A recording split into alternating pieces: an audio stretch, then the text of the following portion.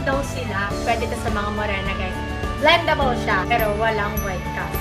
Yung sunscreen din natin ay may 50 SPF at lightweight din siya, guys. At hindi lang yan dahil waterproof and sweatproof. Huwag ka din mag-alala dahil hindi din tumalagay kapag in-apply sa face. Actually, pwede din pala ito sa katawan kapag nalilito kayo ng beach. Pwede mo siyang gamitin as sunscreen. And guys, tapos na ako maglalagay na pala ako ng tint sa aking cheek and lips. And ready to go na! Mabilisan lang tayo. Ang ganda-ganda talaga ng sunscreen natin para sa mga taong ayaw mag-makeup. At gusto lang yung parang fresh look lang. Be, eto na, umorder ka na. Perfectado ka na, fresh ka pa. Ano, pauna ka na, baka maubusog ka na naman.